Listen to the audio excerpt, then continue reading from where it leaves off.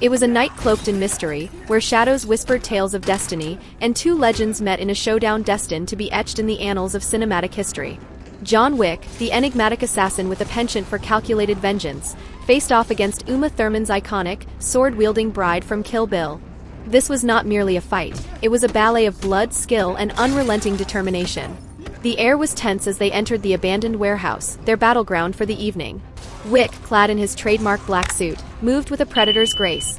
His eyes, a storm of calm calculation, assessed every detail in the room. He carried an arsenal of firearms, knives, and a lifetime of pain channeled into lethal precision. Wick's strength lay in his adaptability.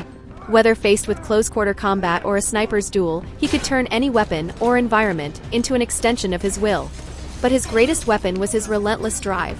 However, this same drive often made him reckless, pushing him to the brink of exhaustion. Across the room stood Uma Thurman's bride, a vision of focused fury. She wore her signature yellow tracksuit, her katana gleaming under the dim light. Her strength was her discipline, honed under the tutelage of the legendary Pai Mei. She was a master of the five-point palm exploding heart technique, a move that could end a fight and a life in an instant. The bride's fluidity and elegance in combat were mesmerizing, but her reliance on her blade sometimes left her vulnerable when unarmed. The fight began with the stillness of a coiled spring. Wick moved first, drawing his Glock with the swiftness of a striking viper. The bride anticipated his shot, her katana slicing through the air to deflect the bullet. The metallic clang echoed like a thunderclap, and the battle was on. Wick's relentless barrage of attacks tested the bride's agility. He used the environment to his advantage, flipping over tables and ricocheting bullets off metal surfaces to keep her on her toes. The bride countered with a series of acrobatic maneuvers, her blade a whirlwind of steel that carved through his defenses. Each clash was a study in contrasts, his brute efficiency against her poetic precision. As the fight wore on, it became evident that Wick's stamina was his Achilles heel. The bride's training in endurance and meditation allowed her to maintain her composure even as the fight extended beyond the limits of most warriors.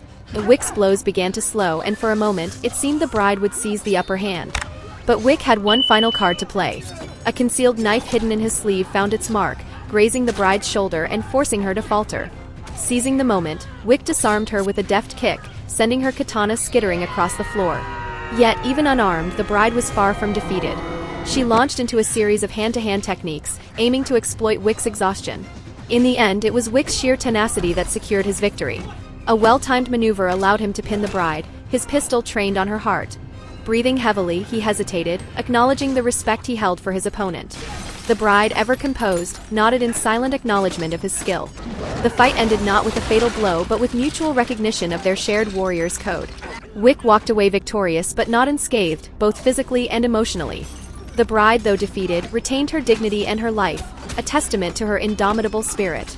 This battle was more than a fight, it was a meeting of philosophies.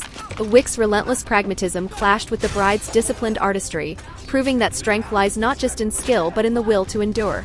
In the end, John Wick's victory was as much a testament to his resourcefulness as it was to his unwavering resolve, a fitting conclusion to a showdown that will live on in legend.